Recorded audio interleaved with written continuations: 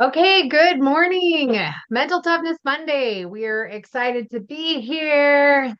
Even though the time changed, we're awake. So we're good.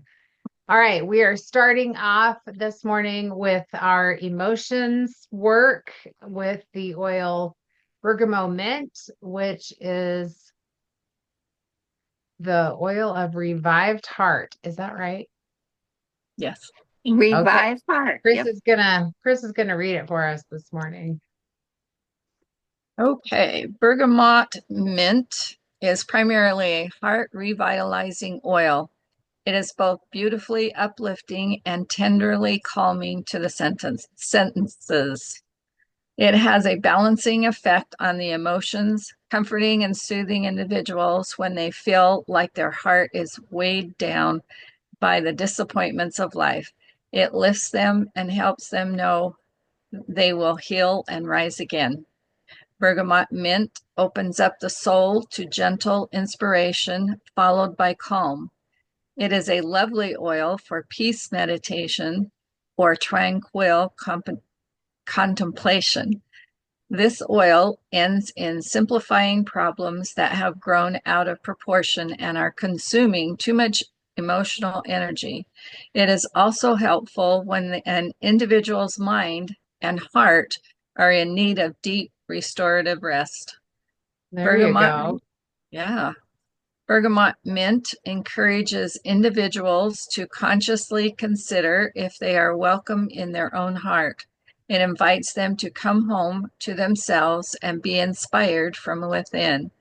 Its aroma reopens obscure and forgotten passageways, creating a welcoming refuge deep within their being. This oil facilitates complete self acceptance so that the heart may unfold radiant, open, and alive. So, Wow. yeah, yeah, I don't know why every one of these apply to me. All Right? right. So, How are they going suggested to uses, shrink them? what's up? They said they're going to like lessen our offerings. How are they going to shrink out of these beautiful oils? They're going to pick. All right, you can inhale from the bottle, diffuse, or place drops in your hand and rub and inhale. Um, the The companion oils are rose, lavender, ylang ylang, helichrysum, bergamot, peppermint, geranium, lime, and cedarwood. Negative emotions that are addressed as weighed down or burdened, disappointed, rejection of self, self betrayal, closed to love, emotionally disconnected, and exhausted. On the other hand, positive properties are uplifted, hopeful, self acceptance, loving, refreshed, and renewed and open. Okay, I love this, and I think this is so perfect with just coming off of leadership. Were all of you, I know you two did, but Mary, were you able to watch leadership? I don't know if Mary. Some of it. I'm gonna Did you do see Hal though. Mm-hmm. Yes. Did I see what? Oh Hal no, Elrod? I can't wait. Okay, well, watch that one. It's one of the short sessions because they just did his kind of as a separate one on whatever I morning think it it was. was like the third one, wasn't it? I think it's, yeah, I think it was Third the box. third. I can't, it talks about belief in the title. Yeah.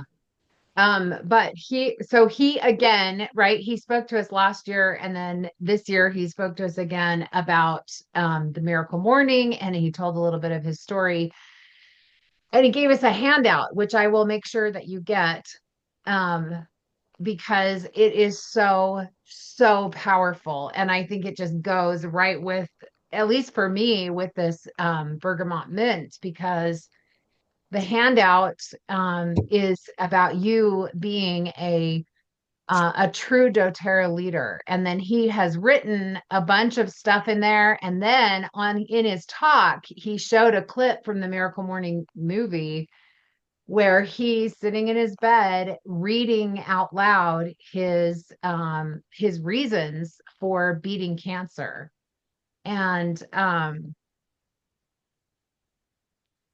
it was so touching to see him in that space where he was fighting for his life and the reasons why he deserved to live and the reasons why his family deserved for him to live, and how he vocalized that. And it really inspired me to sit down and write my reasons for succeeding, because that is a form of living, right? When we succeed, it's because we believe we deserve it.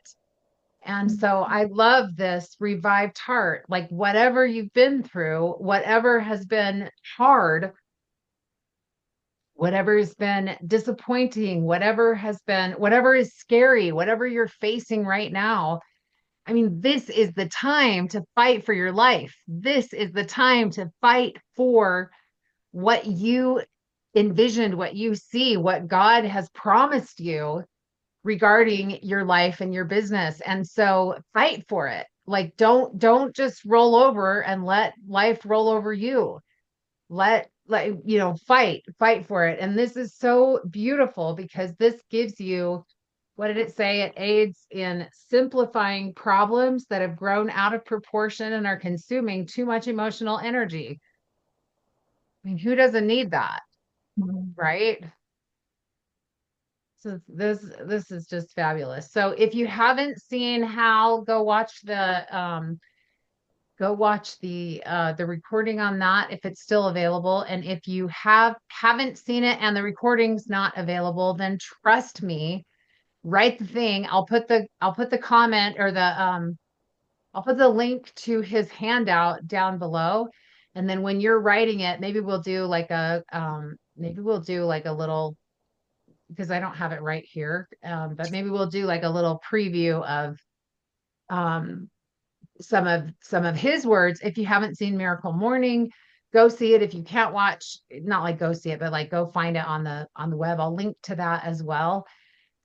Because you need these messages. You need them in your life. You need to know that you are worth fighting for. You are worth it to you, and it matters. It matters that you do this, and it matters to other people that you fight for this as well.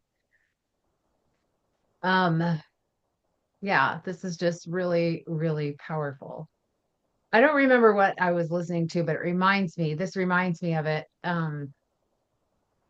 And I don't remember the context of the talk that I was listening to, other than they were talking about deep emotional pain and suicide, and how the pain that you're in when someone decides to end all the pain, they're not ending the pain, they're offloading the pain, right? Because who Oh, gets the who pain gets it is after? your leftover It's family. everybody that's left gets to have that pain. So basically you're taking it off of you and handing it to everyone that you love the most and that loves you the most. Mhm. And I just while I don't want people to be in pain, I do want us to be part of the solution of helping people, not to offload their problems onto other people, but I got to read it again, to aid in simplifying problems that have grown out of proportion and are consuming too much emotional energy. And yeah, and help them when they need deep restorative rest. So this is really beautiful, and it's just really, really touched my heart. And I think it's worth it. Like, let's fight for our lives, but let's also fight for other people's lives. And let's figure out how to get oils on them, or how to help them think differently, or whatever it is that they need. And obviously, we cannot do it for them, right? God can't do it for us, and we can't do it for them. But we can help to open that doorway. We can express belief in them, and we can give them tools that will help their emotions and their vibration to start to lift. And I mean, ultimately, we hope, right, that with the oils, if you're going to continue down a path like that, like, you're going to have to fight for that, because the oils lift your spirit. And yeah, let's fight for what's good. Okay, that's my soapbox this morning. Does anybody else have any thoughts?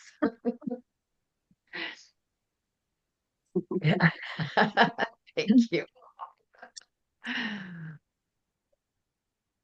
So good. Revived heart. Revive your hearts here. Okay, I left my other book in the other room. So I'm going to go grab that. But if you have any thoughts while I'm gone, go ahead and start talking. No, I was just thinking if you have the app or the book, these are always good things to review for the week, huh?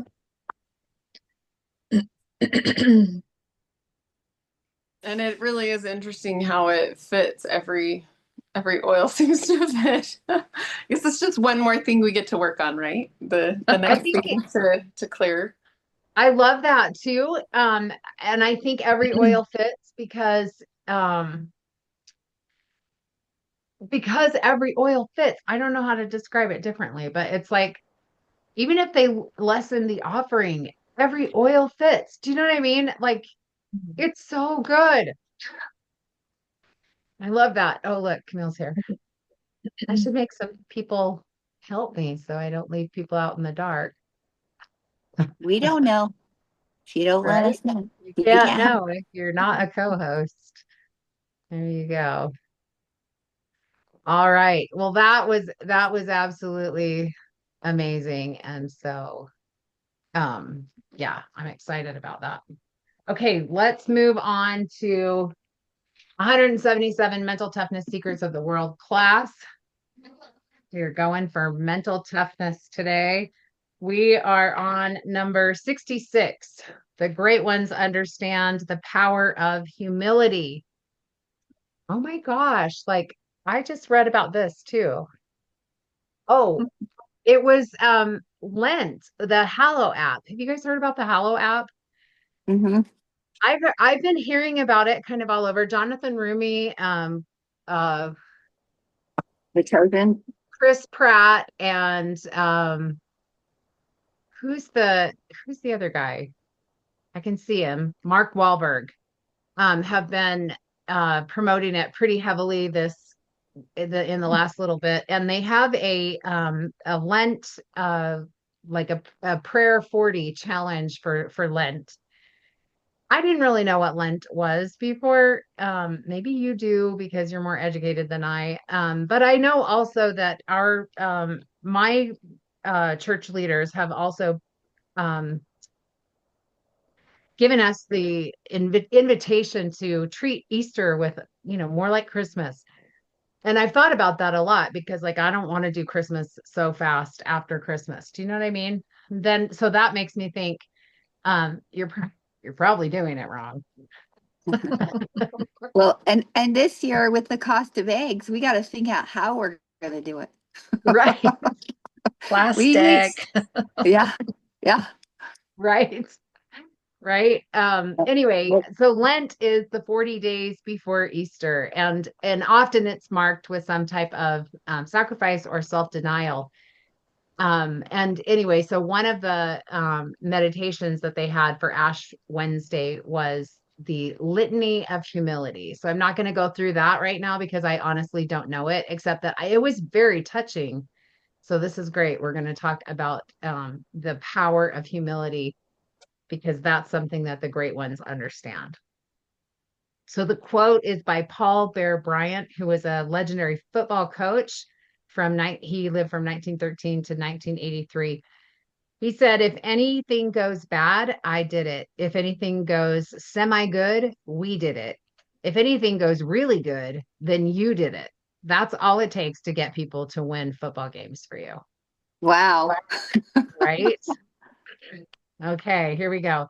While average people never consider the magnitude humility plays in the ability to solicit help from others, the pros have reverence for it. Professional performers know humility is one of the most effective approaches ever created to influence people. The case for humility, even for the best performers, is easily made.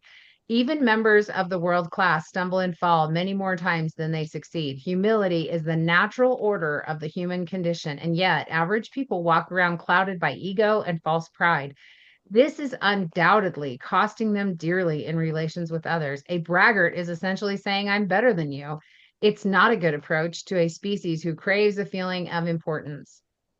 Champions recognize the damage done through boasting and adopt an attitude of gracious humility. The champion's self confidence is no less than a braggart's. As a matter of fact, all of the pros I've ever known have what I call inner arrogance. The difference is they don't display this arrogance outside their own thought processes. This supreme confidence is necessary to compete at the world-class level, but pros know how to conceal this well-earned positive sense of self. All right. And the resources, Attitudes of Gratitude by MJ Ryan. Okay, let's talk about humility. I like that they put gratitude and humility kind of together in this. So, what are your thoughts?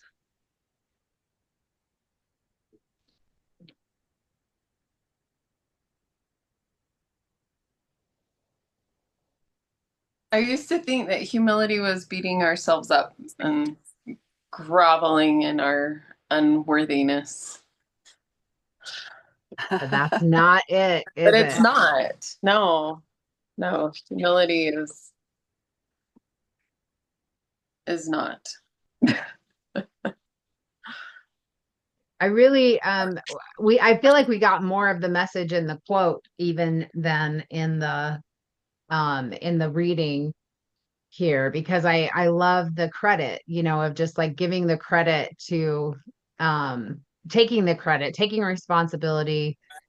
If anything goes wrong or goes bad, if anything goes a little bit good, then we did it together. And if anything goes really good, then you did it. And I think that's so powerful from the standpoint of helping people to feel like they are such an important part of the solution to whatever it is that we're um, trying to accomplish. Well, and the statement about champions versus a braggart, a champion still has the inner arrogance. I mean, they know that they're good at what Yeah, they do, but they don't have to tell everybody that. right, right. And that, I mean, not that you think you're better than anybody else because you know you're good at something, but you have the confidence, right? Yeah. And sometimes you do have to be able to articulate what you've done. If you're applying for a job or you're, doing something that's more public where you need people to remember, to keep in mind. And I think it's really hard. I think it's hard to even in like job interviews that I've been on, when they're like, and what have you done that's blah blah whatever, and I'm like, oh my gosh, well I did this and this and this, and then you're like kind of feeling like, oh, I'm bragging. Well, I just wanted to add that I think our doTERRA leaders do a really good job of this, having just listened to a lot of leadership in helping us as the wellness advocates feel like we're the ones that have made the business, and it's all because of us that the business is a success. And so I think that I love seeing that and feeling that in a business model that we are already in a part of, and it just makes it easier when you are seeing that modeled for you, Yes, to say, oh, that's what that looks like, and then be able to take that into other places, and especially recognizing what they're doing, and then recognizing that as a pattern that we can repeat. So I love that. Thank you, Camille. Good point. Really beautiful.